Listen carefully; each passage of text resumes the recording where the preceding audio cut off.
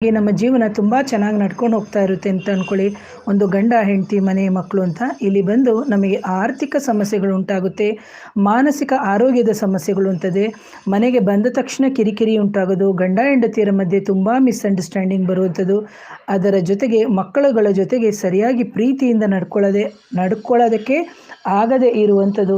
ಒಟ್ಟಿನಲ್ಲಿ ಮನೆಯಲ್ಲಿ ಒಂಥರ ಕಸಿಮಿಸಿ ವಾತಾವರಣ, ಗಲಿಬಿಲಿ ವಾತಾವರಣ ಅಂತ ಹೇಳ್ತೀವಿ. ಯಾಕಂದರೆ ಇದೆಲ್ಲದಕ್ಕೂ ವೈಜ್ಞಾನಿಕ ಕಾರಣಗಳು ಕೊಡಿ ಅಂದರೆ ವೈಜ್ಞಾನಿಕವಾಗಿ ಯಾವುದು ಪುರಾವೆಗಳನ್ನು ಕೊಡುವುದು ತುಂಬ ಕಷ್ಟ ಆಗುತ್ತೆ. ಯಾಕಂದರೆ ಇದು ನೀವು ಅಥರ್ವರ್ಣ ವೇದದಲ್ಲಿ ಬರುವಂಥದ್ದು. ಹಾಗಾಗಿ ಈ ರೀತಿಯ ಸಮಸ್ಯೆಗಳನ್ನು ಎಷ್ಟೋ ಜನ ಎದುರಿಸ್ತಾ ಇರ್ತಾರೆ.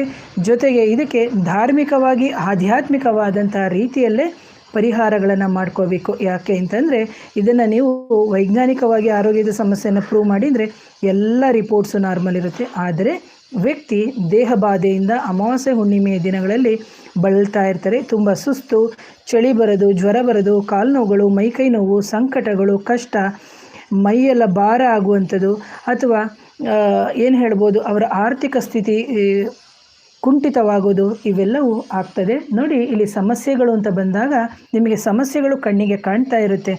ಯಾಕೆ ಅಂತಂದರೆ ಇಂತಹ ಸಮಸ್ಯೆ ಬಂದಂತಹ ಸಂದರ್ಭದಲ್ಲಿ ನಾವು ಮಾನಸಿಕವಾಗಿಯೂ ಕುಗ್ಗು ಹೋಗ್ತೀವಿ, ದೈಹಿಕವಾಗಿಯೂ ಕುಗ್ಗು ಹೋಗ್ತೀವಿ. ಯಾಕಂದರೆ ಎಷ್ಟು ಸತಿ ಅಸ್ವಸ್ಥತೆ ಉಂಟಾಗುತ್ತೆ.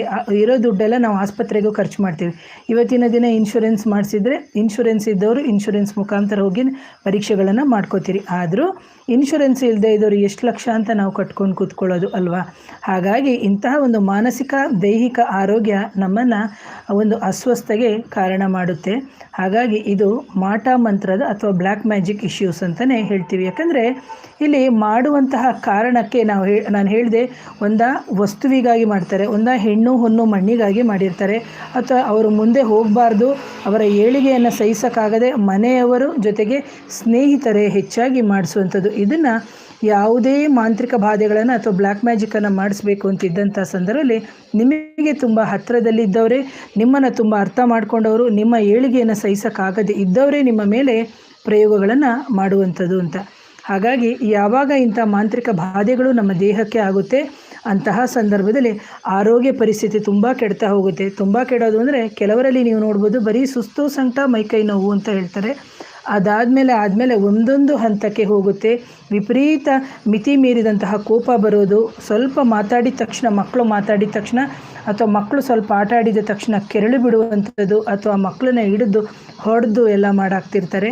ಅದರ ಜೊತೆಗೆ ಗಂಡ ಹೆಂಡತಿಯರ ಮಧ್ಯೆ ತುಂಬ ಭಿನ್ನಾಭಿಪ್ರಾಯಗಳು ಉಂಟಾಗೋದು, ಮದುವೆ ಆಗಿತ್ತು ಅಂತಂದರೆ ಡೈವೋರ್ಸ್ ಆಗುವಂಥದ್ದು, ಅಥವಾ ಗಂಡ ಹೆಂಡತಿಯರ ಮಧ್ಯೆ ಲೈಂಗಿಕ ಕ್ರಿಯೆ ನಡೆಯದೇ ಇರುವಂಥದ್ದು, ಅಥವಾ ಕ್ರಿಯೆ ನಡೆಸಿದ್ರೂ ಗಂಡಸಿಗೆ ತುಂಬ ಇಂಟ್ರೆಸ್ಟು ಅಥವಾ ಹೆಣ್ಣಿಗೆ ಇಲ್ಲದೇ ಇರುವಂಥದ್ದು, ಅಥವಾ ಗಂಡು ಹೆಣ್ಣಿನ ಸಂಭೋಗದಲ್ಲಿ ಸಮಸ್ಯೆ ಆಗುವಂಥದ್ದು, ಅಥವಾ ಗಂಡು ಹೆಣ್ಣಿನ ಇಬ್ಬರ ಮಿಲನಕ್ಕೂ ತೊಂದರೆ ಆಗುವಂಥದ್ದು, ಜೊತೆಗೆ ಸಂತಾನದ ಸಮಸ್ಯೆಗಳಾಗುವಂಥದ್ದು, ಸಣ್ಣ ಪುಟ್ಟ ವಿಚಾರಗಳಿಗೂ ಕೋಪ ಮಾಡಿಕೊಳ್ಳುವಂಥದ್ದು. ಹಾಗೆ ನಿಮಗೆ ಯಾವುದೇ ಒಂದು ಜಾತಕದಲ್ಲಿ ನಿಮಗೆ ಯೋಗ ಇರುತ್ತೆ, ಹಣಕಾಸಿನ ಸ್ಥಿತಿ ಚೆನ್ನಾಗಿದ್ರೂ ಅದನ್ನು ಅನುಭವಿಸೋಕ್ಕೆ ಆಗದೇ ಇರುವಂಥದ್ದು, ಒಂದಲ್ಲ ಎರಡಲ್ಲ 5 ಸೈಟ್ ಇಟ್ಕೊಂಡ್ರು ಅದರಲ್ಲಿ ಒಂದು ಮನೆಯನ್ನು ಸಮೇತ ಕಟ್ಟಲಿಕ್ಕೆ ಆಗದೇ ಇರುವಂಥದ್ದು, ಕೊಟ್ಟಿರುವಂಥ ಹಣ ಬರದೇ ಇರುವಂಥದ್ದು, ಅಥವಾ ಕೋರ್ಟು ಕಚೇರಿಗಳು ಅಂಥೇಳಿ ಅಲಿತಾ ಇರುವಂಥದ್ದು, ಇವೆಲ್ಲವೂ ಸಮಸ್ಯೆಗಳು ಉಂಟಾಗುತ್ತೆ ಅಂತ ಹೇಳ್ತೀನಿ. ಹಾಗೆಯೇ